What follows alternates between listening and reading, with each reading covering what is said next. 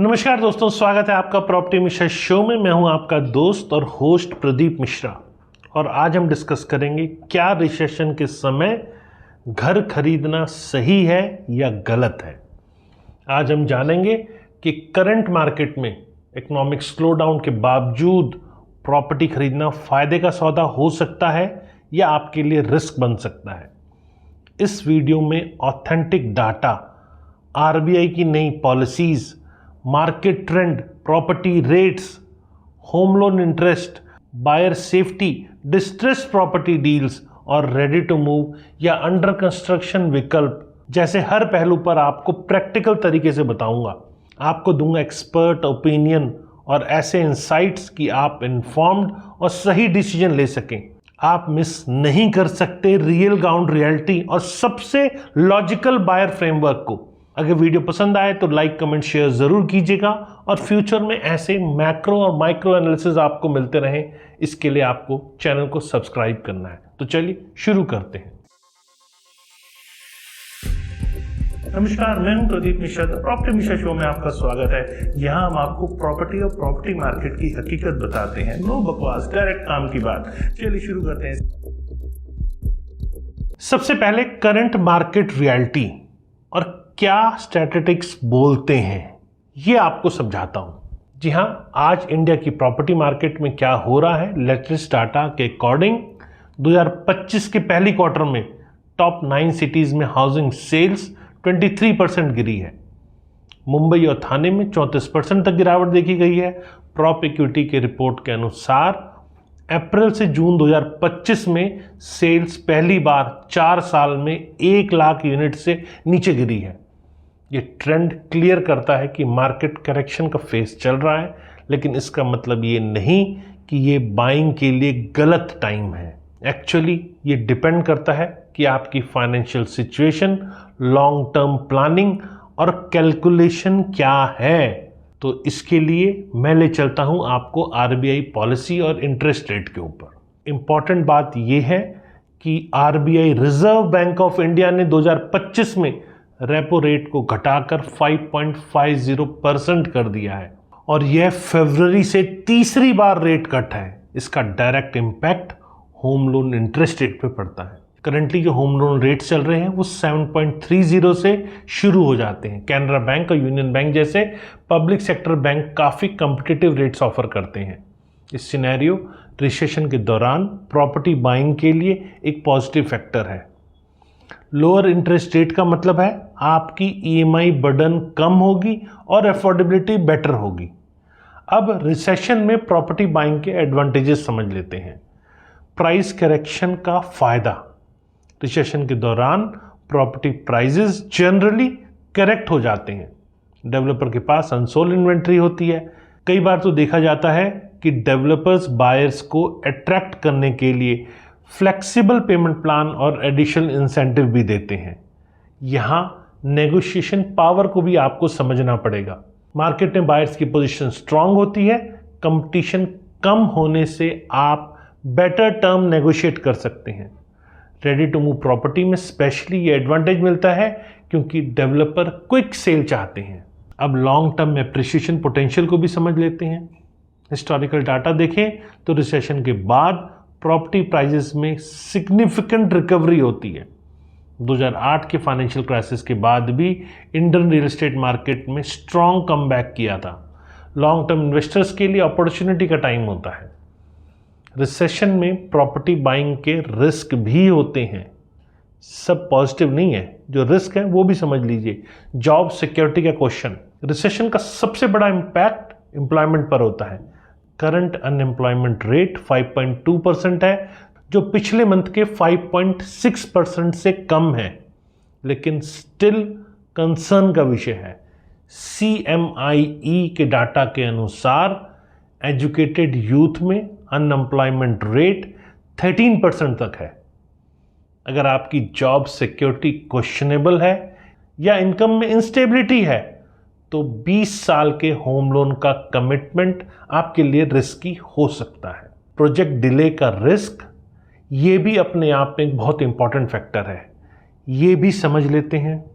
Under construction properties में delay का risk होता है। डेवलपर की फाइनेंशियल्स कंडीशन वीक होने पर प्रोजेक्ट स्टक हो सकते हैं। हालांकि रेरा एक्ट आने के बाद सिचुएशन पहले से बेटर हुई है, लेकिन स्टिल रिस्क फैक्टर है। रेरा आने के बाद भी कई प्रोजेक्ट्स रुके हैं। रेरा के तहत अब बायर को कंपनसेशन का राइट है अगर पोजीशन डिले होता है तो। सेक्शन 18 के अंडर बिल्डर को इंटरेस्ट के साथ रिफंड देना होता है या कंपनसेशन देना होता है। मार्केट में फर्दर डिक्लाइन देखने को मिलता है।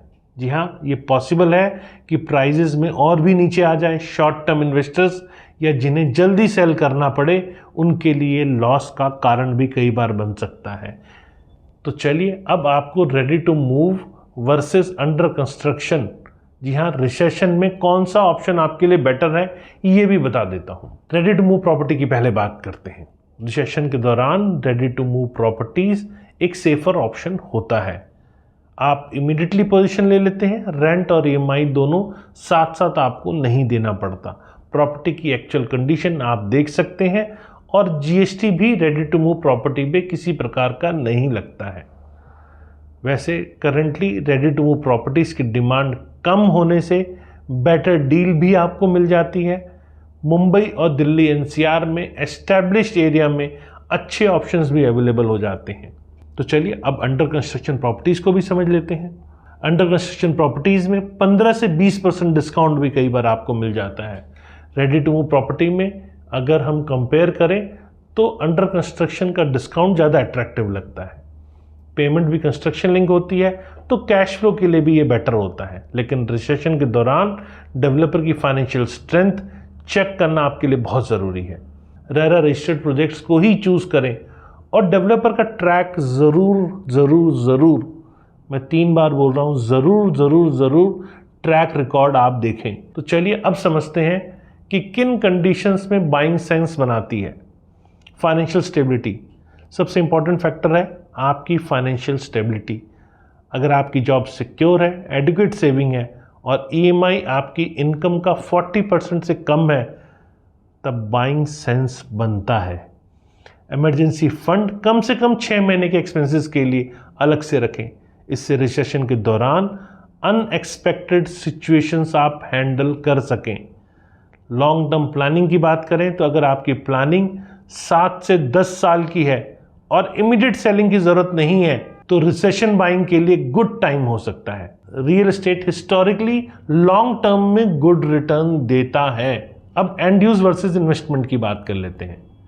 अगर प्रॉपर्टी आपके पर्सनल यूज के लिए है तो रिसेशन माइनर फैक्टर है, लेकिन प्योर इन्वेस्टमेंट के लिए मार्केट टाइमिंग्स बहुत इंपॉर्टेंट होती हैं। डिस्ट्रेस प्रॉपर्टीज में अपॉर्चुनिटीज को भी तलाश लेते हैं। रिसेशन के दौरान डिस्ट्रेस सेल की अपॉर्चुनिटी बढ़ती है। ये वे प्रॉपर्टीज होती हैं जिन्हें ऑनर को अर्जेंट सेल करना होता है और वो भी कहीं ना कहीं किसी न किसी फाइनेंशियल प्रॉब्लम के कारण वो करते हैं।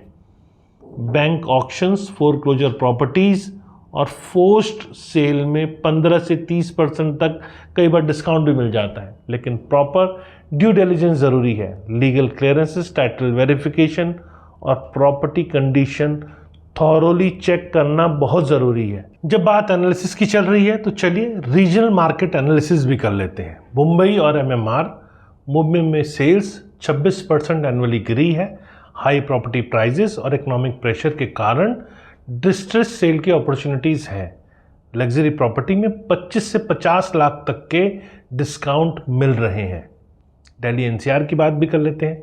दिल्ली एनसीआर में मिक्स ट्रेंड देखने को मिल रहा है। गुड़गांव, नोएडा में रीसेल मार्केट में अच्छी डील्स अवेलेबल हो रही हैं। नए प्रोजेक्ट डिलेज भी अपॉर्चुनिटी क्रिएट करते हैं, ये आपको ध्यान रखना चाहिए। तो चलिए बेंगलोर और पुणे की बात भी कर लेते हैं। आईटी सेक्टर में अस्थिरता के कारण ये सिटीज़ भी कॉशियस सेंटीमेंट के साथ चलती है। वाइटफील्ड, इलेक्ट्रॉनिक सिटी जैसे एरिया में अच्छे ऑप्शंस हैं और वो भी लॉन्ग टर्म इन्वेस्टर्स के लिए। Home loan strategy during recession क्या होना चाहिए ये भी आप जान लीजिए। Floating versus fix rates, current scenario में फ्लोटिंग रेट्स बेनिफिशियल है क्योंकि आरबीआई और रेट कट्स कर सकती है। अगर फिक्स रेट चूज करते हैं तो टेन्योर को शॉर्ट रखें। प्री ईएमआई और कंस्ट्रक्शन लिंक प्लान में अंडर कंस्ट्रक्शन प्रॉपर्टीज़ के लिए प्री EMI ऑप्शंस चेक करें। कुछ डेवलपर पोजीशन तक प्री EMI बेयर करते हैं, लेकिन अगर बेयर नहीं करते हैं तो वो रिस्क कितना बड़ा है इसको ज़रूर एनालाइज कर लें। लोन ट्रांसफ़र ऑप्शन की बात करें तो अगर आपका एग्जिस्टिंग लोन हायर रेट पे है तो रिसेशन के दौरान बैलेंस ट्रांसफ़र ज़रूर कंसिडर करें। टैक्स बेनिफिट और गवर्नमेंट इनिशिएटिव की बात करें तो PM आवास योजना अर्बन 2.0 के अंडर मिडिल क्लास फैमिलीज़ के लिए 10 लाख करोड़ का इन्वेस्टमेंट प्लान है। GST स्ट्रक्चर में रिलीफ मिलेगी ready to move property specially उनके लिए। Section 80C 24B under tax benefits भी अवेलेबल हैं। प्रिंसिपल और इंटरेस्ट रीपेमेंट पर डिडक्शन मिलते हैं। अब कुछ रिकमेंडेशन आपके लिए। फाइनेंशियल स्टेबल बायर्स के लिए रिसेशन बाइंग अपॉर्चुनिटी है, और आपकी लॉन्ग टर्म प्लानिंग अगर है और फाइनेंशियल पोजीशन स्ट्रांग है तो करंट मार्केट कंडीशंस आपके लिए फेवरेबल हैं। एफोर्डेबिलिटी लेवल इंप्रूव हो रही है और बेंचमार्क लैंडिंग रेट्स में रिडक्शन से और बेटर आ जाएगी। तो चलिए अब बारी है फाइनल डिसीजन फ्रेमवर्क की। ग्रीन सिग्नल, यदि आपके पास स्टेबल इनकम है, एडुकेट डाउन पेमेंट अवेलेबल है और इमरजेंसी फंड सेपरेट है और साथ में आपकी प्लानिंग लॉन्ग टर्म है और प्रॉपर्टी पर्सनल यूज के लिए ले रहे हैं तो बाइंग कंसिडर आप कर सकते हैं। तो चलिए अब कुछ रेड सिग्नल्स की बात कर लेते हैं। Job insecurity, insufficient saving, short term investment goal या ओवर लीवरेज की सिचुएशन में वेट करना आपके लिए बेटर ऑप्शन है। तो दोस्तों आज की वीडियो में आप ये समझ चुके होंगे कि रिसेशन के दौरान प्रॉपर्टी बाइंग एक डबल एज स्वॉर्ड है। राइट कंडीशंस और प्रॉपर प्लानिंग के साथ ये एक्सीलेंट अपॉर्चुनिटी बन सकती है, लेकिन रॉन्ग टाइमिंग या इनएडिक्वेट प्रिपरेशन के साथ फाइनेंशियल स्ट्रेस का कारण भी बन सकता है। तो की टेक अवे आपके लिए ये है कि मार्केट टाइमिंग से ज़्यादा इम्पॉर्टेंट है आपकी पर्सनल फाइनेंशियल सिचुएशन, और अगर आप फाइनेंशियली प्रिपेयर्ड हैं और लॉन्ग टर्म विजन है तो करंट मार्केट कंडीशन आपके लिए फेवरेबल हो सकती है। याद रहे कि रियल एस्टेट इन्वेस्टमेंट पेशेंस का गेम है। क्विक प्रॉफिट के चक्कर में गलत डिसीजन ना लें। प्रॉपर रिसर्च, ड्यू डिलिजेंस और प्रोफेशनल एडवाइस के साथ ही आप इन्फॉर्म्ड डिसीजन लें। अगर आपको वीडियो हेल्पफुल लगा तो लाइक करें, शेयर करें, और ऐसी और वैल्यूएबल प्रॉपर्टी इंफॉर्मेशंस के लिए और साथ में उनके माइक्रो और मैक्रो एनालिसिस के लिए चैनल को सब्सक्राइब करना बिल्कुल ना भूलें। कमेंट में बताएं कि आप क्या सोचते हैं करंट मार्केट कंडीशंस के बारे में। मिलेंगे अगले वीडियो में फिर एक नए टॉपिक के साथ। नमस्कार और जय हिंद।